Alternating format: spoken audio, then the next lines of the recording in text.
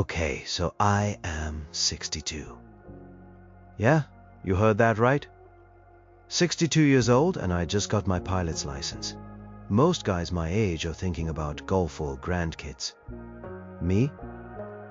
I am thinking about cumulus clouds and air traffic control. Problem is, the woman I've loved for 40 years. The woman who shared my last name for the last 37 of them. She just told me she's terrified of heights. And she's leaving. That's the shocking part, I guess. The hook, as they call it. Sarah packed a bag. Just one, small and worn, the kind she takes to her sisters for a weekend. But this wasn't a weekend trip. This was goodbye. She said she couldn't watch me kill myself. That she couldn't live with the constant fear. My dream, my lifelong, quiet, secret dream, was finally real. And it was tearing my world apart. It wasn't like this was a sudden thing, this flying bug. It's been buzzing in the back of my head since I was a kid. I remember standing in the backyard of our tiny house in Ohio, watching planes fly over.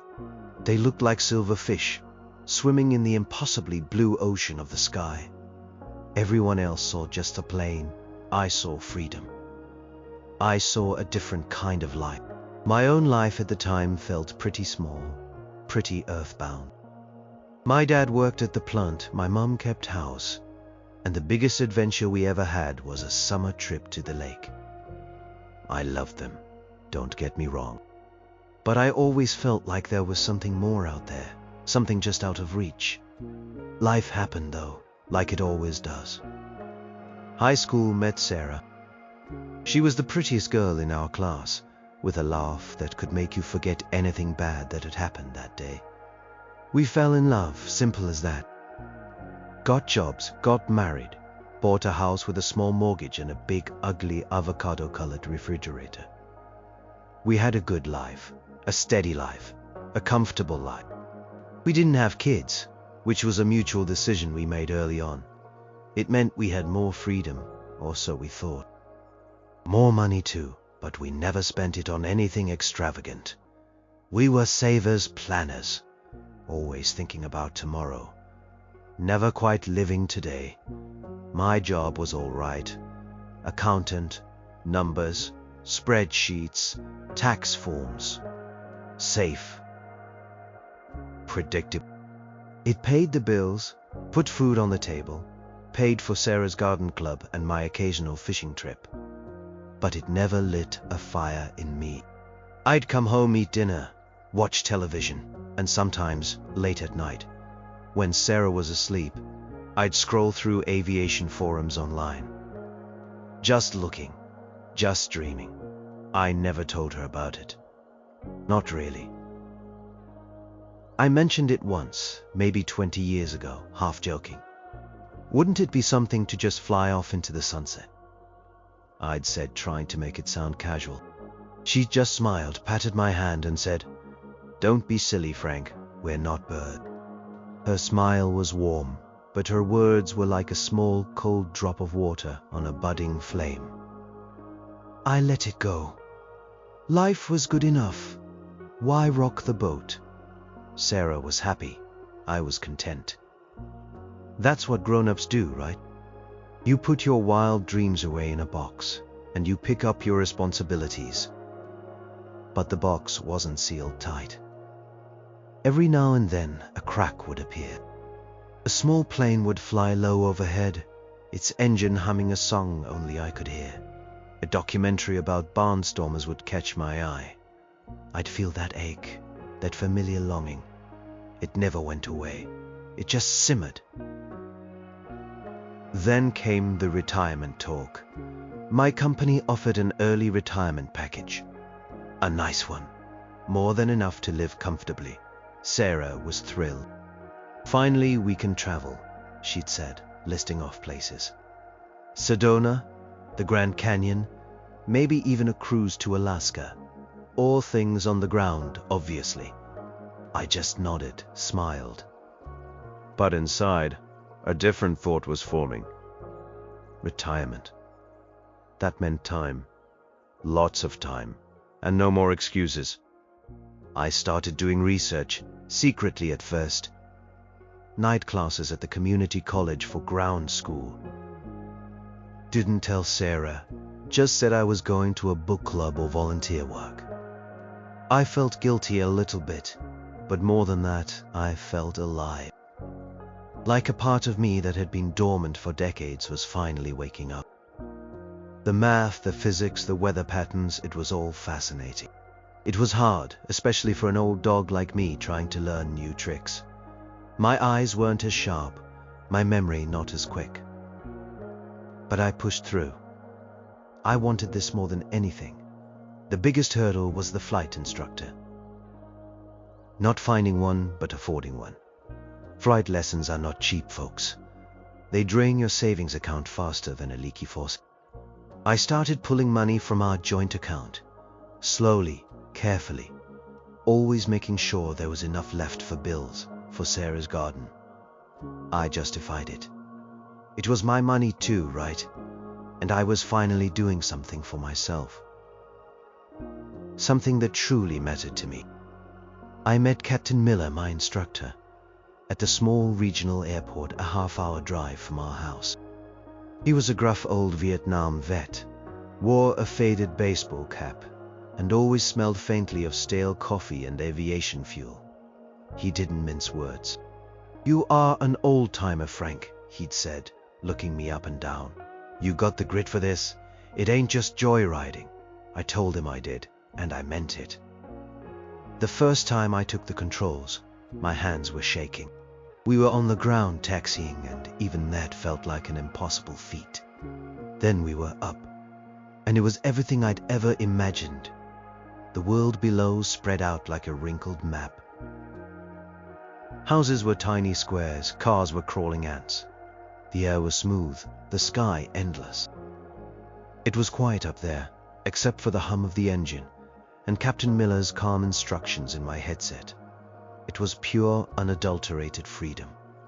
A feeling I hadn't known I was missing, until I felt it. I started going to the airport 3 times a week, sometimes more. Sarah asked about my book club with a little too much curiosity in her voice. I always had an answer ready. Some made-up discussion about Hemingway or a charity event I was supposedly organizing. The lies were small at first. Then they got bigger. The guilt grew, a heavy weight in my chest, but it was outweighed by the thrill of what I was doing. I was learning to fly. I was becoming the person I always wanted to be.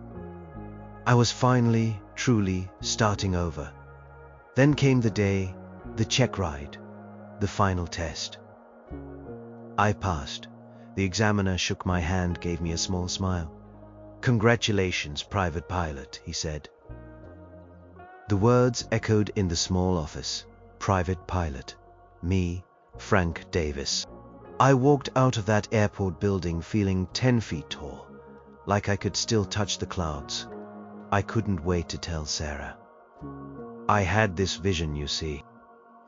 I'd show her my license, she'd gasp, maybe tear up a little, and then she'd hug me tight and say how proud she was. And then maybe, just maybe, she'd let me take her up for a short, gentle flight. A flight that would show her the beauty I'd found, the peace. A flight that would bring us closer. That was the dream. The reality was a punch to the gut. I got home, she was in the kitchen, humming, making her famous lasagna. The smell of tomato sauce and herbs filled the house, a smell of comfort and home. I held the temporary certificate in my hand, still warm from the printer. My heart was pounding. "Sarah," I said, my voice thick with emotion, "I have something to tell you." She turned, smiling, flower on her cheek. "What is it, dear? You look like you've seen a ghost." "No," I said, a wide grin spreading across my face. "Better. I got my pilot's license." I held up the paper, my hand trembling slightly. Her smile faded. Her eyes, usually so warm, grew wide and blank. The color drained from her face, leaving her pale.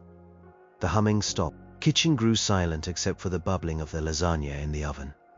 It was like time itself froze. "You what?" she whispered, her voice barely audible. "I got my pilot's license," I repeated, my voice still full of triumph, not yet recognizing the iceberg ahead. "I can fly a plane, Sarah. Imagine that. Me, Frank Davis." She didn't move. Her gaze wasn't on the license, but past me, out the window, at something I couldn't see. Her hands started to tremble. Then her whole body, a tear traced a path through the flower on her cheek. "But Frank," she finally said, her voice cracking, "I am afraid of heights." It wasn't a casual remark. It wasn't a gentle reminder. It was a revelation, delivered with the force of a wrecking ball. The way she said it, the raw fear in her eyes, it wasn't just a preference. It was a primal, gut-wrenching terror. And in that moment, the dream I'd spent decades cultivating, the life I'd just started, crashed and burned right there in my own kitchen. She wasn't just afraid, she was terrified. And that fear, it turned out, was stronger than anything I had ever imagined. Stronger than my dream. Stronger than our marriage. That's when she told me she was leaving, just like that, after 40 years. All because I finally learned to fly. The smell of lasagna, once comforting, now felt like a cruel joke. It was the smell of a life I'd known, a life that was now cracking apart at the seams. Sarah stood there trembling, her eyes fixed on some distant horror only she could see. Her words echoed in the sudden quiet. "I am afraid of heights." It wasn't that I didn't know she had a fear. She never liked roller coasters. She'd get nervous on glass-bottomed boats. She'd even complained about our second-story hotel room once, saying she felt too high up. But I always thought of it as a mild discomfort, a quirky little thing about her, like her insistence on alphabetizing our spice rack, or her refusal to watch horror movies. I never imagined it was this raw, guttural terror that gripped her in its icy fist. "Sarah, what do you mean?" I asked, my voice barely a whisper. My own triumph had evaporated, replaced by a cold dread. "You are afraid of heights, but you've known I've always wanted to fly." She shook her head, a desperate, jerky movement.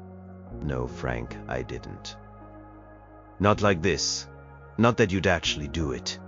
It was always just a story, a silly boy's dream. Something you talked about but never truly meant." Her voice rose, tinged with a hysteria I'd never heard from her before.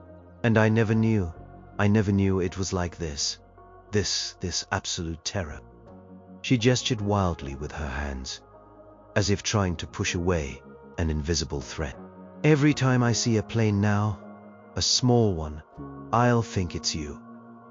I'll think you are up there in that little tin can, and I'll imagine it falling, crashing. And I won't be able to do anything. I won't be able to breathe." My mind raced back, searching for clues, for moments I had missed. Was she always this afraid? Or had my pursuit of flying somehow magnified it, brought it to the surface? I remembered our trip to the Grand Canyon a few years back. She hadn't wanted to stand too close to the edge. I chalked it up to being cautious, not a phobia. We'd always focused on the safe, the predictable. That was our life. My dream of flying was anything but. "Sarah, it's safe." I tried reaching for her hand. She flinched, pulling away as if I carried a disease.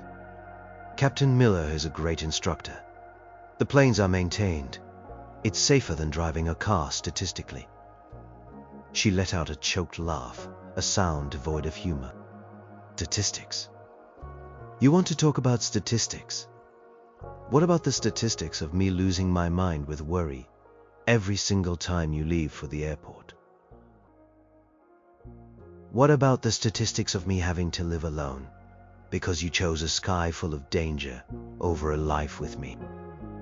Her words hit me harder than any turbulence I'd ever experienced. Chose? Was that how she saw it? That I was choosing flying over her? It wasn't a choice for me. It was a part of me, a deep-seated need that had finally broken free. But for her, it was a threat, an enemy. She walked away from me then into the living room, her shoulders hunched. I followed, my heart sinking with every step. She picked up a small faded photograph from the mantelpiece. It was us, young, smiling, on our honeymoon. She ran a thumb over my face in the picture. "We built a life, Frank," she said. Her voice flat, devoid of emotion now, which was even worse than the hysteria. "A good life, solid, on the ground. We were supposed to grow old together in this house with our feet firmly planted. We were supposed to be safe." She looked up, her eyes glazed with unshed tears. "You ripped that safety away. You bought a ticket to the sky and left me here, on the edge of a cliff, waiting for you to fall. I just wanted to do something for myself," I pleaded, feeling a desperation I hadn't known I possessed. Something that made me feel alive. Something that made me feel like I wasn't just waiting for the end. "And what about me?" she cried, her voice cracking again. "What about my life? Am I supposed to just sit here, a widow, before you are even gone? Every time the phone rings, I'll think it's the police. Every time a storm rolls in, I'll be picturing you up there fighting the wind. I can't live like that, Frank. I just can't." She started moving around the living room, picking up small trinkets, holding them, then setting them down, as if she couldn't decide what was important.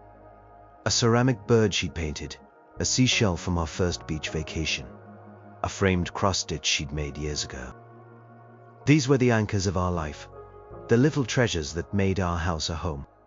Now they seemed to mock us, symbols of a stability that was gone. "Sarah, please," I begged, my voice raw. "Don't say that. We can work through this. I can fly less, I can be more careful. I can—" "No!" She cut me off, spinning around, her eyes blazing. "You can't, because you want this too much. I see it in your eyes. This isn't a hobby, Frank. This is your obsession. It's consumed you. You spent years hiding it from me, lying about where you were going. Don't you think that hurt? Don't you think I knew something was going on? But I never imagined it was this. I imagined another woman, a gambling problem. Anything but this." She swept her hand through the air. "This thing that will literally take you away from me into the sky, where I can't reach you, can't help you, can't even see you." The accusation hung in the air. Another woman. It was a common fear, an easy accusation. But the truth, in its own way, felt just as devastating. I had been having an affair, not with a person, but with a dream. And the dream was asking for my life. And hers too, it seemed. "So what do you want me to do?" I asked, my voice flat. "Give it up, just like that. After all this, after all the time, the money, the courage it took for me to finally do something for myself." The thought was a physical pain, like someone ripping out a part of my soul. But the thought of losing her was worse. She looked at me, and I saw a deep well of sadness in her eyes, mixed with an unshakable resolve. "I want you to understand, Frank, I can't live with this fear. It will kill me slowly, and I don't want to live in a constant state of dread. I need to be safe. I need to feel grounded." "And you," she pointed at me, "you want to be in the sky." She paused, took a shaky breath. "We're going in different directions, Frank, and I can't go with you on this one. I won't. I can't." And that's when she went to the spare bedroom, pulling out the worn duffel bag she used for her sister's house. I watched, frozen, as she started to pack. Not clothes, not really, just essential. Her toothbrush, a small box of jewelry, a framed picture of her parents. It was deliberate, calculated, not an impulsive decision made in anger. This was something she'd been thinking about, fearing perhaps for a while. "Sarah," I said, my voice cracking, "where will you go?" She didn't stop packing. "My sisters for now, just until I can figure things out, until I can find my own peace." She zipped the bag with a sharp final sound. "I just need to be where I don't have to look up at the sky and imagine you falling out." The words were like stones, one after another, dropping into a deep, cold well.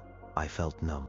My pilot's license, the culmination of a lifelong dream, now felt like a heavy burden, a curse. It was supposed to be my freedom, my triumph. Instead, it had become the instrument of my heartbreak. Ultimate irony was that I had finally flown, finally escaped the mundane life I felt trapped in, only to find myself crashing back down to earth, alone. The silence in the house, once filled with the promise of a shared future, was now a deafening roar of what was lost. I had flown too high, it seemed, and lost my anchor. My Sarah. And all because of a fear I never truly understood until it shattered our world.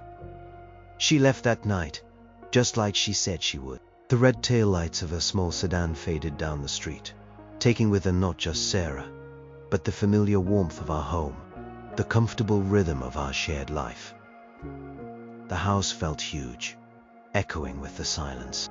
The smell of lasagna still lingered, a ghost of a meal that had started with my triumph and ended in our devastation. I walked through the rooms, touching things. Her favorite armchair, the worn quilt on our bed, the little clay pot with the succulent she'd nursed back to life. Each object was a silent accusation, a reminder of the life I'd built on the ground, a life I now realized I might have taken for granted. And I had traded it. It seemed, for a license, a piece of paper that allowed me to soar through the empty sky. The irony was brutal. I had spent years dreaming of escape, of breaking free from the mundane, and now I was free. Free to come home to an empty house, free to look at the sky and know that the one person who mattered most wasn't sharing its beauty with me, but fearing it. My freedom felt like a cage, built from my own desires and her profound terror. I didn't sleep that night. I just sat in the living room, the pilot's license still clutched in my hand. It felt cold now, heavy, not light and triumphant like it had hours earlier. Every time I closed my eyes, I saw Sarah's face, pale and strained, twisted with a fear I still couldn't fully comprehend. How could I have been so blind, so wrapped up in my own dream that I missed the extent of her fear? Was it truly a phobia she'd harbored all along, or something that had blossomed in the shadow of my secret pursuit? The next day was a blur. I didn't go to the airport. I didn't even think about flying. The thought of it made my stomach churn. What was the point? To soar alone, to taste the freedom I'd craved, knowing it had cost me everything on the ground? Captain Miller called me late that afternoon. "Hey Frank, you got your first solo cross-country scheduled for tomorrow, remember? Weather looks good." I took a deep breath. "Captain, I don't think I can make it." There was a long pause on the other end. Captain Miller wasn't a man for small talk or emotional hand-holding. "Problems on the ground, Frank." "Yeah," I choked out. "Big problems. My wife, she left me. Because of the flying." Another long silence. Then a sigh. "Thought something might be up. You were looking a little green around the gills on your Czech ride, even though you aced it. Happens. Spouses don't always get it. My first wife hated my flying. Said I spent more time with the plane than with her." He gave a dry chuckle. Guess she wasn't wrong. "This is different, Captain," I said, desperation creeping into my voice. "She's genuinely terrified. Said she can't live with the thought of me crashing." said she couldn't live with the fear. Fear's a powerful thing, Frank, he said, his voice softer than I'd ever heard it. And some fears you just can't reason with. Look, you take some time. Let me know when you are ready to get back in the air. Or if you're not. He hung up. His words, simple as they were, resonated. Fear's a powerful thing, and I had completely underestimated. I had been so focused on my own desire to conquer the sky. I hadn't considered that for Sarah. The sky itself was a monster. I tried calling Sarah later that day. She didn't pick up. I left a message, rambling, apologetic, pleading. I don't even remember what I said, just that I wanted her back, that I'd do anything, even give up flying. The words felt hollow as I said them. Could I really give it up? The one thing that had brought such profound joy and meaning to my later years. The thought was like a death itself. The next few days were a blur of empty routines. I ate cereal for dinner. I watched old movies, not really seeing them. The quiet in the house was oppressive. I missed her humming, her laughter, the gentle clatter of her gardening tools, the way she'd always leave a glass of water on my bedside table. I missed the small, mundane comforts that had been the scaffolding of our lives. My mind kept replaying the scene in the kitchen, her pale face, her trembling hands, her absolute terror. How could I have been so blind? We'd been together for so long. We knew each other's habits, quirks, even our unspoken thought. Had I become so consumed by this one desire that I'd trampled over the feelings of the person I loved most? They said I was too old to start over, and maybe they were right. Maybe this new beginning was just a colossal mistake, a reckless act of midlife rebellion that had shattered decades of stability. I went out into her garden.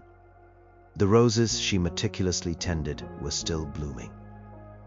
The marigolds were a riot of orange and yellow. I knelt down, touching a soft petal. Her love for this garden, for the earth, was so profound. It was her sanctuary, her grounding. And I had chosen the opposite, the boundless, ungrounded expanse of the sky. We were indeed going in different directions. I found myself remembering the stories from other pilots, the ones Captain Miller told during our ground lessons. Stories of pilots who lost their families because of their obsession with flying.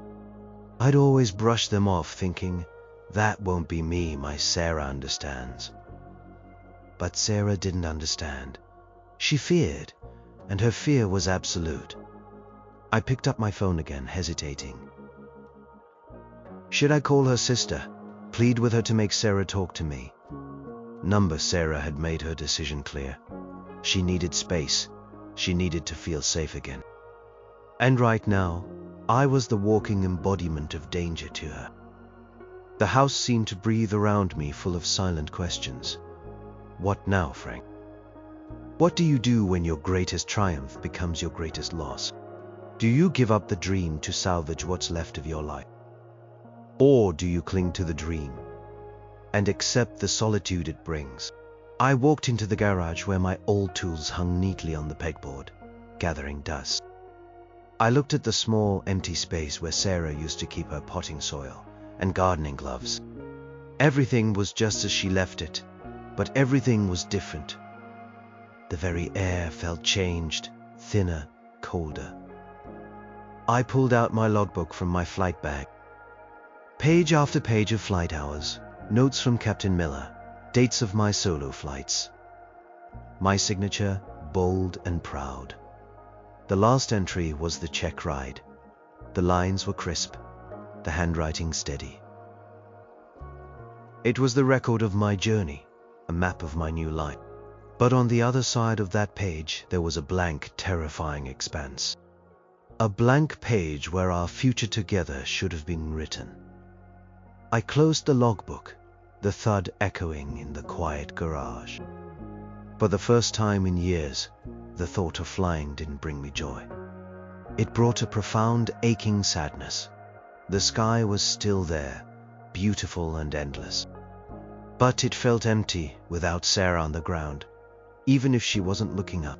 Because now, the sky felt like a barrier between us, an uncrossable chasm of fear. My wings, once a symbol of freedom, now felt like lead weights, dragging me down into a loneliness I had never imagined. Days bled into weeks. Sarah stayed at her sister's. We exchanged terse texts. "Are you okay?" "Yes." "Did you need anything from the house?" "No." Conversations were like trying to hold water in a sieve. Every attempt to talk about us or the future was met with a wall of silence, or a polite but firm redirection. The fear was a palpable thing, even over text messages. She wasn't angry anymore, just profoundly scared and detached. I stopped going to the airport. My pilot's license lay on my bedside table, a constant reminder of my victory and my ruin. I imagined the plane, a Cessna 172, sitting out on the tarmac waiting for me. I could almost hear the engine hum, feel the vibrations of the rudder pedal. But the thought of it no longer brought the rush of excitement. It brought a dull ache, a heavy weight in my chest. What was the point of flying if I was just flying away from everything I cared about? My friends called. Some had heard through the grapevine, others I had told in a moment of despair. "Rough patch, huh, Frank?" My golf buddy, Tom, had said, "She'll come around. Women always do." He didn't understand. None of them did. They saw a marital spat. I saw a fundamental, unbridgeable chasm. I went to see my old boss, a kind woman named Carol. She'd always had a knack for understanding people. I laid it all out for her. The lifelong dream, the secret lessons, the triumphant reveal, Sarah's raw terror, and her departure. Carol listened patiently, occasionally nodding, her gaze steady. "Frank," she said gently when I finished, "you pursued a dream. That's commendable. Most people never do." "But at what cost, Carol?" I asked, feeling the familiar prick of tears. "At what cost?" "Sarah's fear is real, Frank," Carol said, her voice soft. "And it sounds like it's not just about the planes. It's about control, about safety, about feeling secure. You flying a plane, for her, probably represents the exact opposite of all that. It's the ultimate lack of control, the ultimate risk. So what do? I pleaded. Do I give it up? Just walk away from the only thing that's made me feel truly alive in years?" Carol leaned forward, resting her elbows on her desk. "That's a question only you can answer, Frank. But you have to ask yourself, what is the most important thing to you? Your personal fulfillment or your relationship with Sarah?" It felt like being asked to choose between breathing and my heart. The thought of giving up flying was a physical pain, a constriction in my throat. I had spent so much, invested so much of myself. I had finally found my purpose. But Sarah was my home, my history, the foundation of my adult life. Without her, even the bluest sky felt gray. I tried to argue with myself. Maybe if I just showed her it was safe. Maybe if she came to the airport, saw the planes on the ground, met Captain Miller. But then I remembered the absolute terror in her eyes. It wasn't about logic. It was about raw, primal fear. Showing her a plane would be like showing a person with arachnophobia a tarantula. It wouldn't help. It would only amplify the fear. One evening, unable to bear the silence of the house, I drove to the airport. I didn't go into the hangar or the flight school. I just sat in my car, parked at the edge of the fence, watching the planes take off and land. Small Cessnas, a few larger commuter planes. Each one roared down the runway, lifted off, and soared into the twilight sky. It was a beautiful sight, powerful and graceful. But instead of the familiar surge of longing, I felt a deep melancholy. I saw a young couple packing up their flight bag from a small piper. They were laughing, holding hands. Pilot. A man perhaps in his late 20s leaned over and kissed his girlfriend before they walked toward their car, arms linked. I watched them, a pang of envy sharper than any fear I'd ever felt. That easy companionship, the shared adventure. My own adventure had driven a wedge between us.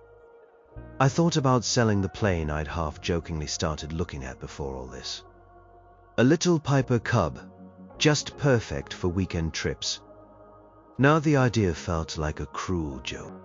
I couldn't even bring myself to look at aircraft for sale anymore. The dream had turned into a ghost. Captain Miller called again a few days later. "Frank, are you ever coming back up? The runway misses you." "I don't know, Captain," I admitted, my voice heavy. "I just don't know." "Son," he said, and I knew he was about to drop some wisdom. "There are a lot of ways to be a pilot. You don't have to fly commercially. You don't have to be up there every day. But you spend years wanting this. You don't just throw away a part of yourself. Not if it truly matters.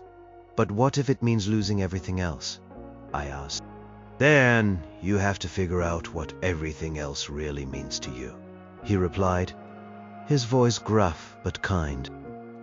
"And what kind of life you want to live. A life with regret or a life with compromise." His words stuck with me. Regret. I knew regret. Decades of it for not chasing this dream sooner. And now the deepest regret of all, alienating Sarah. What kind of compromise could there be? She couldn't fly. I couldn't not fly, not forever. Was there a middle ground that didn't involve me giving up my wings or her, living in constant terror? I decided I needed to talk to Sarah face to face, away from the charged atmosphere of our house. I texted her, asking if we could meet for coffee. She agreed, surprisingly. We met at a quiet little cafe on the edge of town, a place we used to go for Sunday brunch. It felt strange, like a first date after 40 years of marriage. She looked tired, her eyes a little shadowed, but there was a stillness about her I hadn't seen since she left. A quiet resolve. "Sarah," I started, "I miss you. I miss our life." She nodded slowly. "I miss parts of it too, Frank, but I can't go back to the fear. It's too much. I lie awake at night and I picture you, up there, so small, so vulnerable. And I feel my chest tightening. I can't breathe." She rubbed her temples. "It's physically debilitating, Frank. It truly is." "I understand now," I said, and I truly did for the first time. I was so caught up in my own dream. I didn't see how much it was hurting you. "I know you didn't mean to," she said, her voice softening slightly. "But you have to see that we want fundamentally different things for our retirement. You want to touch the sky. I want my feet on solid ground. How can we possibly reconcile that?" The question hung between us, heavy and unspoken. I wanted to say, "I'll give it up for you," but the words wouldn't form. They felt like a lie, even to myself. And I knew deep down that a life built on a lie, even a loving one, would eventually crumble. I would resent her, or myself, or both. And what kind of marriage would that be? "I don't know, Sarah," I finally admitted, my voice raspy. "I don't have an answer for that." She looked at me then, her eyes filled with a deep sadness, a quiet acceptance. "Neither do I, Frank. And that's why I can't come home. Not yet, maybe not ever. Unless something changes." The weight of choice was crushing me. I had to decide. My dream of the sky or my life on the ground with Sarah. The two, it seemed, could not coexist. And the most heartbreaking part was that neither option felt like a victory. Both felt like a profound loss. After that coffee meeting, I felt a new kind of despair. It wasn't the raw, shocking pain of her leaving, but a dull, chronic ache of understanding. There was no easy fix, no magical solution. My dream of flying and Sarah's need for security were like two tectonic plates, moving in opposite directions, inevitably creating a rift that seemed too wide to bridge. I started going back to the airport, not to fly, but to watch. I'd park my car and just sit there for hours, sipping lukewarm coffee from a thermos, observing the rhythm of the place. The small planes taking off and landing, the ground crew moving with purpose, the pilots and their students laughing as they walked to the aircraft. I saw the joy, the focus, the connection to something bigger than the everyday. It was still there, the pull. It hadn't died, even after all this. It just felt heavier, tinged with a profound sadness. I'd see Captain Miller sometimes walking across the tarmac, his faded cap pulled low. He'd give me a curt nod, a silent acknowledgement. He never pushed me. He just let me be. He understood the unspoken battles. During one of my airport vigils, I saw a woman, about my age, sitting alone at the small observation deck, watching the planes. She had a contemplative look on her face, a quiet sadness in her eyes that mirrored my own. She wasn't a pilot, I could tell. She looked too still. She was just watching, like me. A few days later, I saw her again at the same spot. This time, I decided to approach her. What did I have to lose? "Excuse me," I said, my voice a little rusty from disuse. "Do you come here often?" She turned, startled. Her eyes, a striking blue, widened slightly. "Oh yes, I do, sometimes, just to watch." "Me too," I said, nodding towards the runway. Frank Davis. "I just got my pilot's license."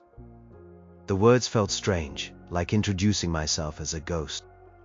"Eleanor Vance," she replied, a faint smile touching her lips. "Nice to meet you, Frank. You are a pilot. That's wonderful. My husband, Robert, he used to be one." My ears perked up. "Used to be?" Her smile faded, replaced by that familiar sadness. "He passed away last year, heart attack. He loved flying more than anything. This was his happy place." She gestured around the small airport. "I come here sometimes just to feel close to him." "I am so sorry," I said genuinely. Her story resonated. A love of flying, a loss, but her loss was final. Mine was different, still painful. "It's all right," she said, a small shrug. "He lived his life to the fullest. Never regretted a day he spent in the air." She paused, then looked at me. "So, you just got your license. Why are you here on the ground watching, instead of up there flying?" The question was direct, unvarnished. I hesitated, then found myself telling her. All of it. Sarah, her fear, the silent house, the impossible choice. Eleanor listened patiently, her gaze unwavering. She didn't offer platitudes or easy answers. She just listened. When I finished, she was quiet for a long moment. "My Robert loved flying," she said finally. "And I never quite understood it. It always made me a little nervous. Not a phobia like your Sarah, but a definite unease. I worried about him. Every time he took off, a little part of me clenched. But he loved it so much." "Did you ever fly with him?" I asked, suddenly curious. She shook her head. Not really, just once, a very short flight. Years ago, when he was just starting out. I felt like I was going to throw up. After that, he never pushed it. He understood. He'd tell me about his flights, the beauty of the clouds, the quiet. I'd listen. I'd make him a hot meal when he got home. I'd stand out in the backyard and watch him take off, and then watch him land. from a distance. But I was always there on the ground for him. Her words hit me with the force of a revelation. She was there for him on the ground. She accepted his passion, even if she couldn't share it. She understood his need to fly, and he understood her need to be safe on the ground. It was a compromise. A way to coexist. So you never asked him to stop? I asked, almost desperately. She shook her head, a faint, sad smile. How could I? It was who he was. To ask him to give that up would have been to ask him to stop being Robert. I loved him, Frank. And because I loved him, I had to let him be himself. Even if it scared me. But what about the fear? I pressed. How did you live with it? Eleanor sighed, looking out at the runway where a small plane was just touching down. You just do. You learn to breathe through it. You trust. You understand that your love for them is bigger than your fear for them. It wasn't easy. There were nights I barely slept. But then he'd come home, glowing, full of stories, and I knew I'd made the right choice for us, for him, for our life together. But Sarah's fear is different, I said, feeling a familiar defeat. It's a phobia. It's debilitating. She can't even think about it. Perhaps, Eleanor said, turning to look at me, her blue eyes piercing. But maybe it's not about her conquering her fear, Frank. Maybe it's about you understanding the depth of it. And finding a way to show her that your love for her is also strong enough to encompass that fear. Maybe it's about finding a different way to be together. Not as pilot and passenger, but as two people who love each other, even with fundamental differences. Her words lingered in the air. A different way to be together. It wasn't about Sarah getting in the plane with me. It was about finding a shared landscape that wasn't the sky or the ground, but something in between. A landscape of acceptance, understanding, and love. I spent the rest of the afternoon talking with Ellen. She told me stories about Robert, about his quirky habits, his boundless enthusiasm for aviation. She even told me about the time he'd accidentally landed on the wrong runway. We laughed. I hadn't laughed properly in weeks. And through it all, I kept thinking about Sarah, about Eleanor's quiet strength, her acceptance. I left the airport that day with a new perspective, not on flying, but on love. Maybe the heartbreak wasn't just about Sarah's fear. Maybe it was about my own inability to see beyond my dream, to truly understand the depth of her terror. Maybe it was about needing to find a way to honor my dream without destroying her peace. And maybe, just maybe, there was still a path forward, a quiet compromise, a way for me to fly without losing her forever. It wouldn't be easy. It would require understanding, patience, and a kind of love that didn't demand uniformity but celebrated individuality, even when it pulled us in opposite directions. But for the first time in weeks, I felt a flicker of hope. A small, fragile flame against the vast, empty sky. After talking to Eleanor, something shifted inside me. It wasn't a sudden fix, but a quiet realization that the problem wasn't just Sarah's fear. It was my reaction to it, my blindness, my single-minded pursuit of a dream that I had assumed everyone would celebrate. I had been so focused on my triumph that I had completely missed her terror. I decided I needed to try again with Sarah, but differently. No more pleading, no more trying to convince her that flying was safe. I needed to acknowledge her fear, truly acknowledge it, without trying to fix it or diminish it. I needed to show her that I understood the depth of her pain, that her peace of mind mattered to me more than anything. I called her sister Brenda. Brenda was a straight shooter, never one to mince words. "She's worried sick about you, Frank," Brenda said, her voice softer than I expected. "She loves you, you know. That's why this is so hard for her. She just can't reconcile it. I know, I said, and I'm starting to understand. Brenda, can you tell her I want to talk? Not about flying, not about us getting back together, not yet. Just talk about her fear, about what she needs. Brenda hesitated. She's pretty shaken, Frank. This is a deep one, but I'll tell her. A day later, Sarah texted, "Okay, the park by the old oak tree, Wednesday, 2 p.m. Park was where we used to have picnics when we were first dating. It felt like walking back in time, to a simpler era before responsibilities, before dreams had consequences. She was already there, sitting on a bench wrapped in a light sweater, even though it was a mild day. She looked fragile, her shoulders hunched. I sat down beside her, leaving a respectful distance between us. The silence stretched, filled only by the sounds of children playing in the distance and the rustle of leaves in the breeze. "Sarah," I began, my voice quiet, "I am not here to ask you to come home.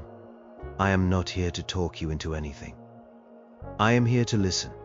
I am here because I finally understand that your fear isn't just being a little nervous. It's real. It's debilitating. And I am so sorry that I didn't see that sooner. I was selfish." She looked at me then, her eyes still holding that distant, wounded look, but some of the tension had eased from her face. "You were just living your dream, Frank," she said, her voice small. "I know that, but it felt like a nightmare to me." "I know," I said, my voice thick, "and that's what I've been struggling with. How can my dream cause you so much pain? How can I reconcile that?"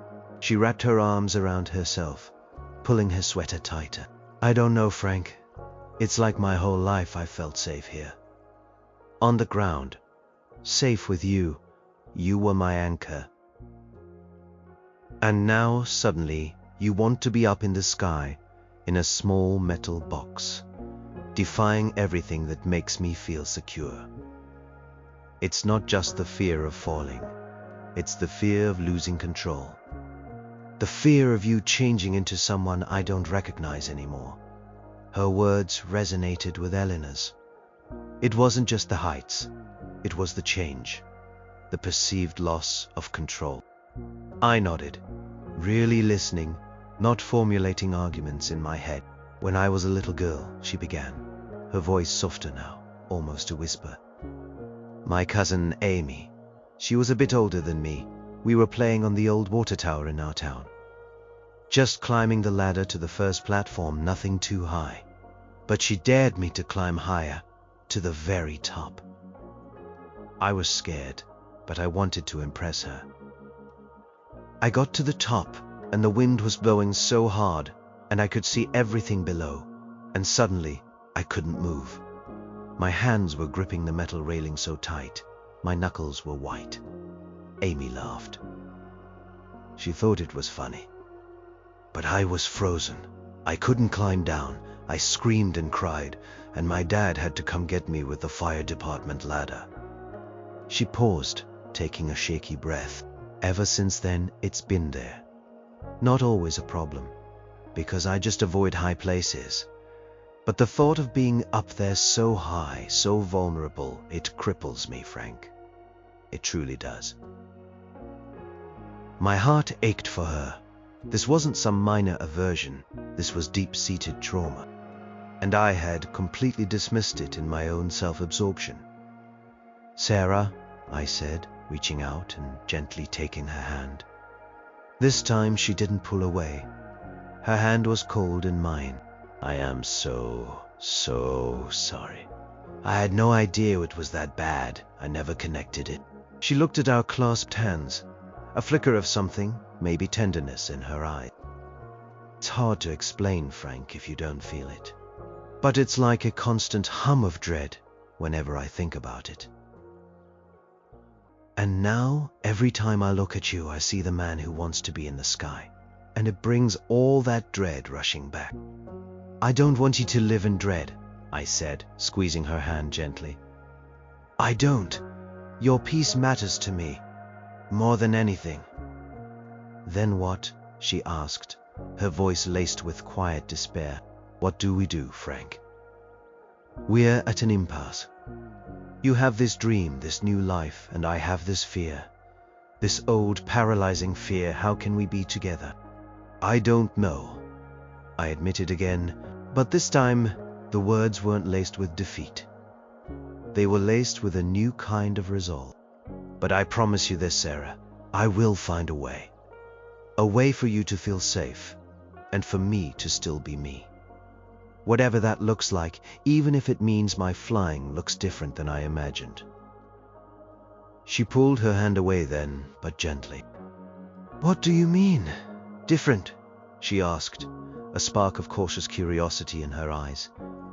I don't know yet, I said honestly, but I am willing to figure it out. I am willing to compromise.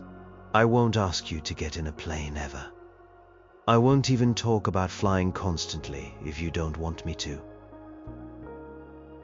I will keep my flying life separate, if that's what it takes for you to feel safe. I'll make sure you never have to see my plane, or even be near the airport. We can build a new life, a new routine, one where your feet are firmly on the ground, and my head, even if it's sometimes in the clouds, doesn't threaten your peace. She looked at me, a long, searching gaze.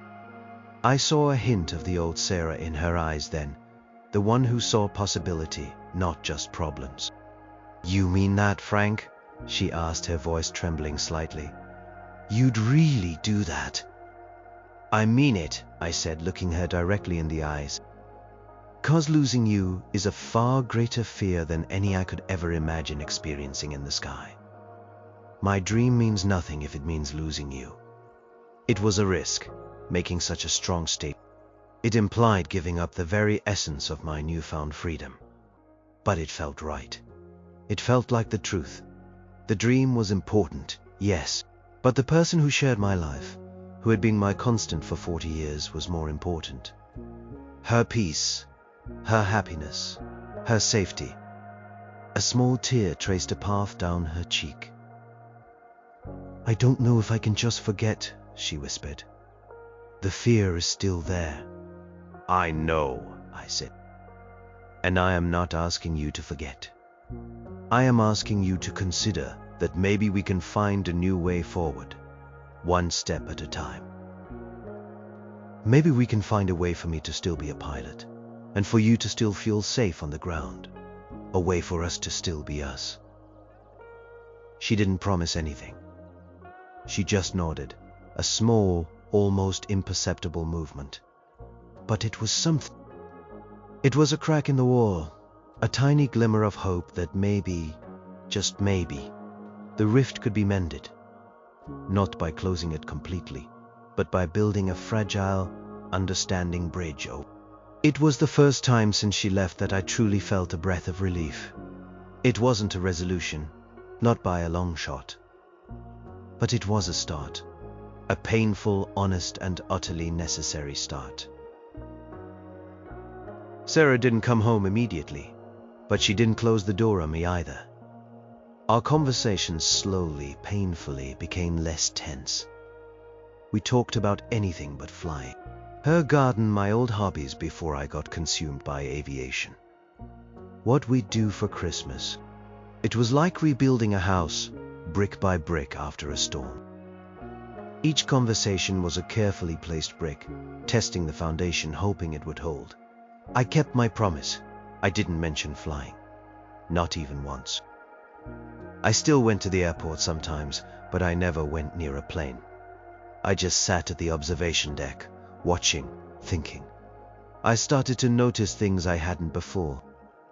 The subtle shifts in the wind, the way the light changed on the tarmac, the quiet camaraderie between the pilots and the ground crew. I was still part of that world, but from a distance. Captain Miller eventually called me. Frank, he said, his voice unusually gentle, you are going to lose your currency if you don't fly soon. Your medical will expire. All that hard work. I know, Captain, I said, a lump in my throat. I can't right now. Not while things are so fragile with Sarah. I made her a promise. A promise is a promise, he conceded. But a dream, that's a promise too. To yourself. Don't let it die, Frank. Don't let it become another regret. His words haunted me. I knew he was right. The thought of letting my pilot's license become a dusty relic in a drawer, a symbol of what could have been, was soul-crushing. But the thought of pushing Sarah back into that abyss of fear was equally unbearable. I started devising a plan, a silent rule book for my future flying. If I flew again, it would be strictly for myself. No photos shared, no exciting stories at the dinner table. My pilot life would exist in a separate sphere, like a secret identity. I'd drive to a different, more distant airport if I had to. I'd only fly when Sarah was out visiting her sister, or at her garden club, minimizing any chance of her even knowing I was up there. It felt like a concession, a sacrifice, but it also felt like the only way forward. It was my way of honoring both my dream and her peace. One evening, Sarah called me. Not a text, a call. My heart leaped. "Frank," she said, her voice soft. "I was thinking my garden club is having their big annual show in 2 weeks. It's a lot of work. I usually need help loading all the pots and displays." It was a test. A small olive branch. "I'd be glad to help, Sarah," I said, trying to keep my voice even, not betraying the surge of hope I felt. "Just tell me when and where." "At the community center all day Friday before," she said. "And could you bring some tools from the garage? The big shovels and a potting mix." It was an invitation to be in her space, her world. To be useful, to be part of the familiar rhythm of our lives. I accepted without hesitation. Working side by side with her at the community center felt normal. We laughed about a particularly stubborn rosebush, complained about the leaky watering cans, shared a cold sandwich for lunch. It was mundane, yes, but it was the good kind of mundane, the comfortable, familiar, shared kind. As we were packing up her prize-winning hydrangeas, she looked at me. "You've been quiet about your flying," she said, her voice tentative. My heart skipped a beat. This was it. The moment of truth. "I am trying to respect your feelings, Sarah," I said, meeting her gaze. "I told you, your peace matters more to me." She looked at the ground, then back at me. "I still worry, Frank. I still do. But I've been thinking about what you said. About finding a different way. A way for you to be you and for me to be me without one destroying the other." She paused, took a deep breath. "I don't know if I can ever truly be okay with you flying, Frank. The fear won't just disappear. But I also don't want you to live a life of regret. I don't want you to resent me for taking away your dream." Her words were a balm. She understood. She was acknowledging my side, my needs, without abandoning her own. "So what does that mean, Sarah?" I asked, my voice barely a whisper. "It means maybe we can try," she said, looking up, meeting my eyes. "Can try to find that balance. I need to know, absolutely know, that you will never, ever ask me to go up in a plane, not even for a short ride.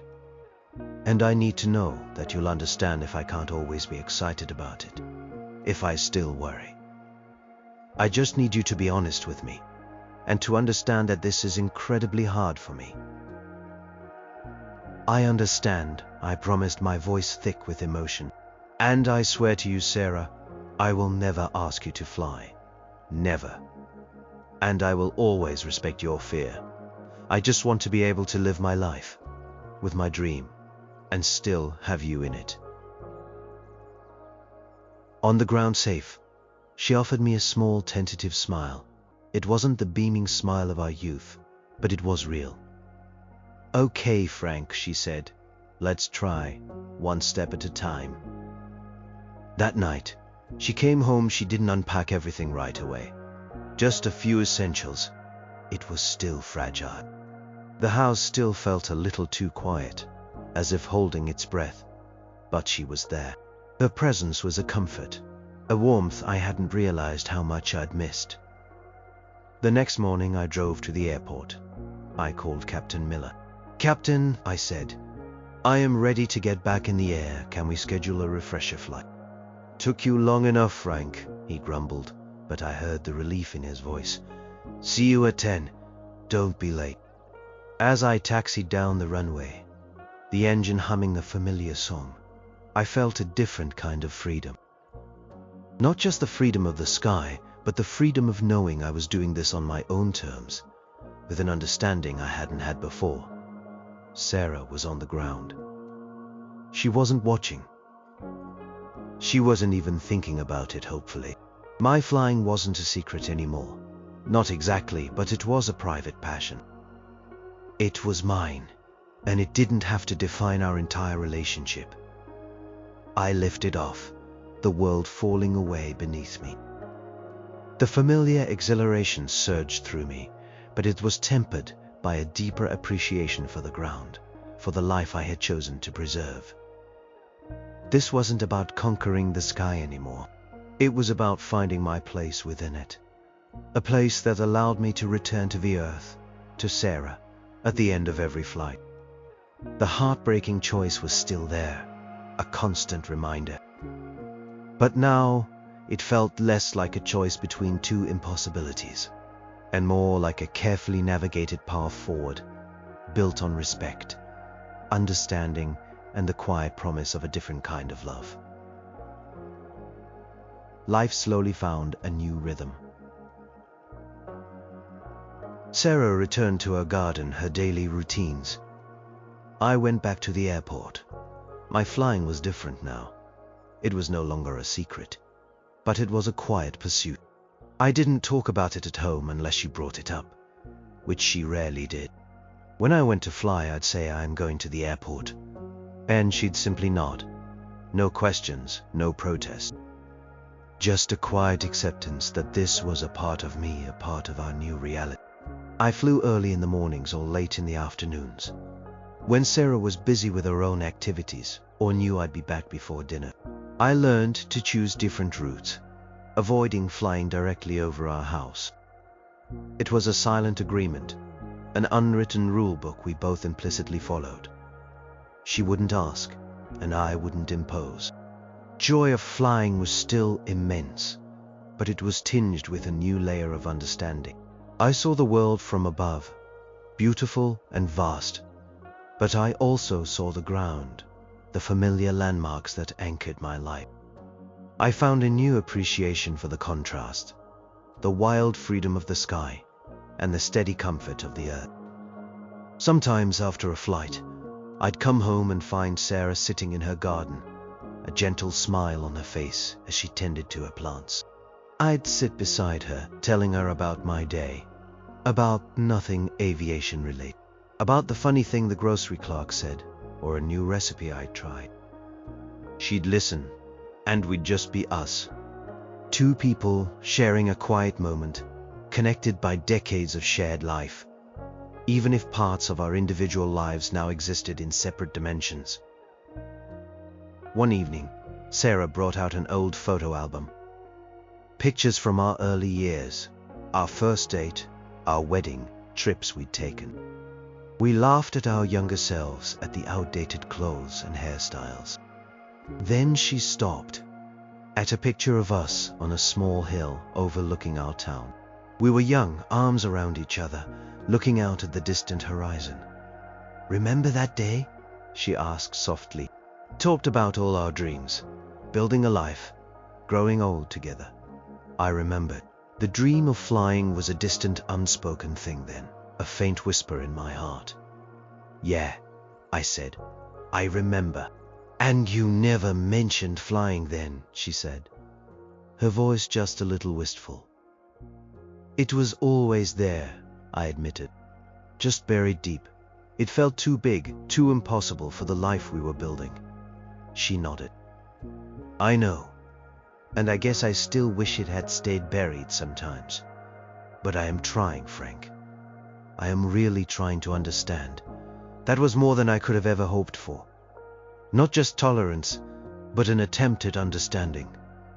And I am trying to understand your fear, I told her. I am really trying to see it from your side. She leaned her head on my shoulder, a gesture of intimacy that had been rare since her return. It's just so hard, she whispered.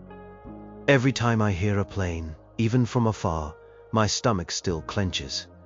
My chest tightens. It's like a reflex now. I know, I said, stroking her hair. And you don't have to pretend it's easy. Just knowing you are trying, that's enough for me. One afternoon, I was at the airport, preparing for a short local flight. I saw Captain Miller talking to another student, a young woman with a determined look in her eyes. She reminded me of myself, years ago, full of that youthful zeal for the sky. Captain Miller caught my eye. Frank, you still flying that old bird, or are you getting something of your own? He asked, walking over. Still renting, Captain, I said. For now, he nodded. You know some folks, they buy a share in a plane. Less cost, less hassle. Good option for a private pilot like you who flies for pleasure. The idea sparked something in me, a share. It meant less commitment, less financial burden, less of a symbol of a separate life. I'll look into it, I said. It was another small step towards finding balance. Not owning a whole plane, not dedicating a massive chunk of our finances to it. It felt like a compromise, a way to keep my dream alive without it consuming everything else. I continued to meet Eleanor sometimes at the observation deck. We'd share stories. She'd tell me about Robert, about how he used to sketch cloud formations in a small notebook, about the joy he found in the endless horizon. I'd tell her about my own flights, censoring the details that might make Sarah anxious, but still sharing the essence of the experience. The peace, the perspective, the quiet beauty. Eleanor was a grounding presence. She understood both the pull of the sky and the reality of life on the ground. She was living proof that love could encompass differences, even profound ones. You know, Frank, she said one day, as a small biplane performed a graceful loop overhead, Robert used to say, the sky is a lonely place if you don't have someone waiting for you on the ground. Her words hit me. That was it. That was the core of it. The sky wasn't lonely for me, not anymore, because Sarah was waiting for me on the ground. She wasn't up there with me, and she never would be. But her presence on the ground, her quiet acceptance of my separate world, made my flights meaningful. It wasn't about reaching some ultimate destination. It was about the journey and about having a home to return to, a love that understood, even if it couldn't share every part of me. The heartbreaking part was still there. The unspoken wish that she could experience the pure joy I felt in the air. The sadness that this part of my life would always be separate from hers. But there was also a profound sense of gratitude. Gratitude that she had come back, that she was trying, that our love was strong enough to bend, even if it couldn't break. We were learning to live with an unwritten rulebook, a delicate balance between the sky and the earth, between a soaring dream and a grounded love. And in that balance, we were finding a new kind of peace. As weeks turned into months, the new rhythm of our lives solidified. Sarah and I settled into a pattern of mutual respect and quiet understanding. My flights became a regular part of my week, a personal communion with the sky.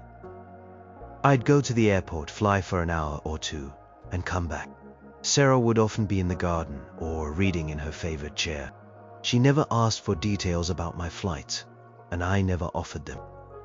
It was a silent agreement, a shared, knowing that some experiences, no matter how profound for one, were better left unspoken for the other. Sometimes, after a particularly beautiful flight, I'd feel a pang of sadness.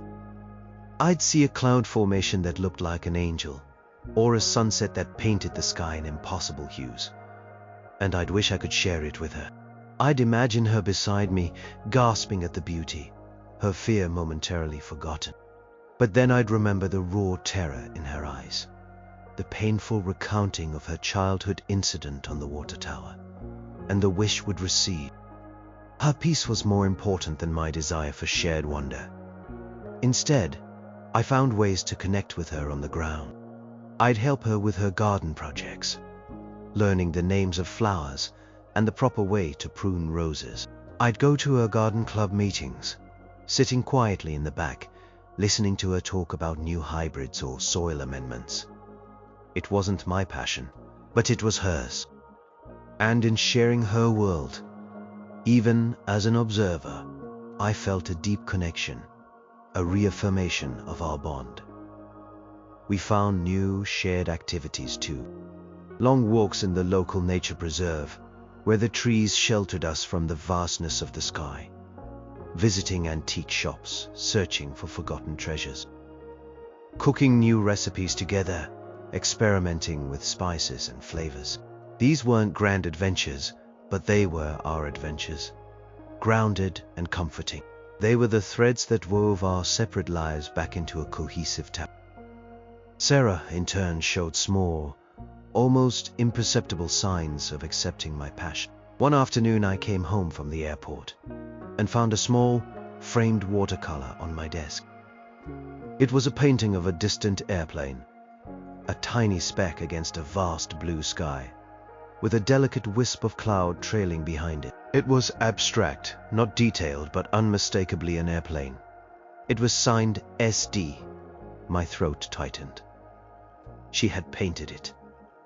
For me. It was her way of acknowledging my world, of saying, I see you, even if I can't be with you up there. It was a profound gesture, a testament to her love and her struggle to overcome her own deeply ingrained fear for my sake.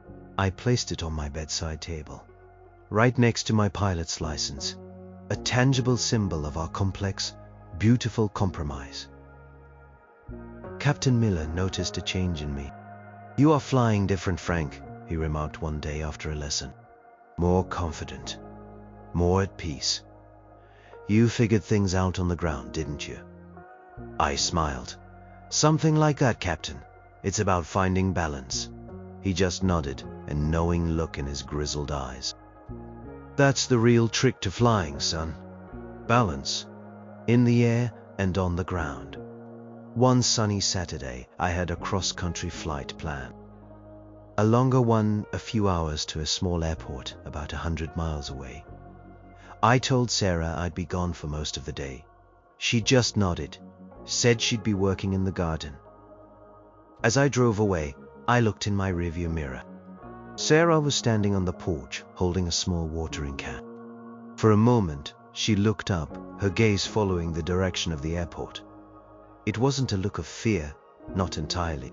It was a look of quiet observation, perhaps even a hint of curiosity. Or maybe, just maybe, it was her way of silently wishing me well, of acknowledging my journey into the sky, even as she remained firmly rooted on the earth. When I returned that evening, tired but exhilarated, the house smelled of freshly baked apple pie. Sarah was in the kitchen, humming softly. She turned, a warm smile on her face. Welcome home, Frank, she said. Pie's just out of the oven. Thought you might be hungry. It was a simple gesture, a small act of domesticity, but it spoke volume. It meant you went, you flew, and you came back, and I am here, waiting for you. The fear hadn't vanished. I knew that it was still there, a quiet, lurking presence. But love, understanding and compromise had found a way to coexist with. We ate pie on the porch swing, watching the last colors of the sunset fade from the sky. The air was cool and still. It was a good day to fly, I said, unable to resist. Sarah turned her head slightly, looking at the distant horizon. I imagine it was, she said, her voice soft.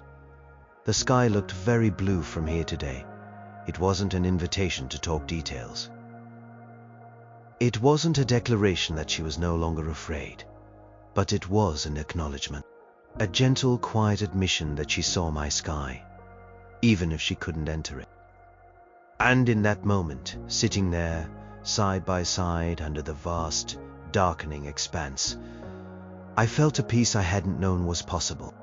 My pilot's license, the thing that had almost torn us apart, had ultimately led us to a deeper, more profound understanding of each other. The heartbreak hadn't disappeared, but it had transformed into a bittersweet melody, a testament to the enduring power of love, even across the widest chasm of fear. My dream of the sky was alive, and so was my life on the ground, and both finally felt complete. Years passed, I kept flying. Sarah kept gardening. Our life continued, not as a perfect Hollywood romance, but as a real, lived-in story of two people navigating their differences with love and patience. I never pushed Sarah to join me at the airport. I never even suggested it. My flying became my own quiet ritual, a source of profound personal joy and solitude. I still went to the observation deck sometimes, not just to watch, but to sit with Eleanor. She became a dear friend, a fellow traveler in the landscape of unspoken understanding.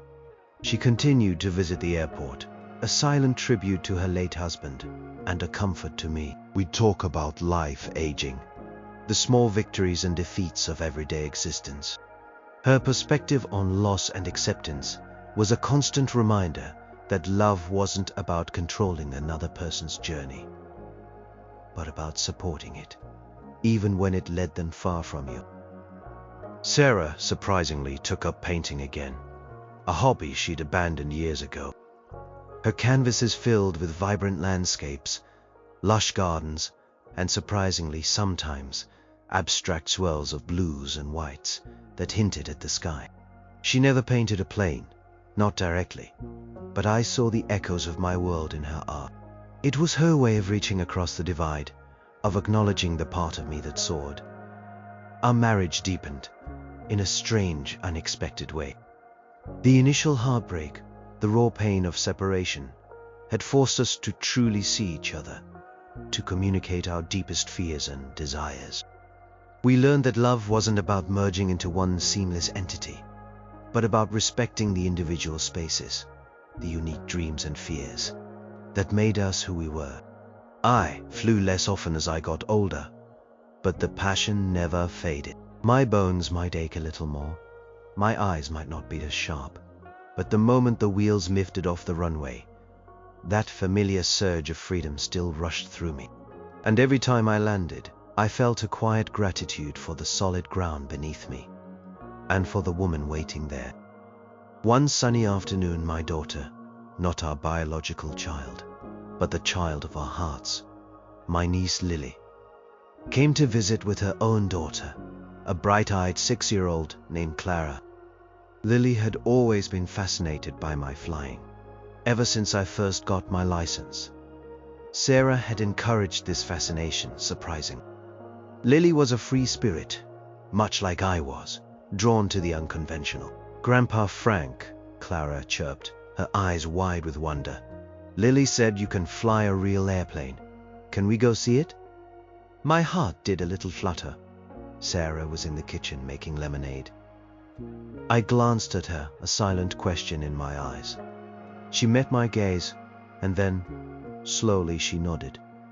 A small, almost imperceptible nod. "It's a beautiful day for it, Frank," she said, her voice calm. "Why don't you take them?" I was stunned. This was a monumental shift. Sarah wasn't coming with us, of course, but she was allowing her granddaughter, our grandniece, to see my world, to share in my dream, to witness the wonder that had caused her so much pain. "Really?" I asked, my voice a little hoarse. "Really?" she confirmed, a soft smile on her face. "Clara needs to see her grandpa's wings, and you, Frank, need to share." We drove to the airport, Lily and Clara bubbling with excitement. I showed Clara the small plane, let her sit in the cockpit, explaining the controls in simple terms. Her eyes shone with pure wonder. I saw a little bit of my childhood self in her, that unadulterated fascination with the sky. Lily filmed it all on her phone. "You know Uncle Frank," she said. "Mom told me how scared she used to be about your flying. It's really amazing how you two worked through it." "It wasn't easy, Lily," I admitted. "It was the hardest thing we ever faced. But love finds a way, even if it's not the way you expect it."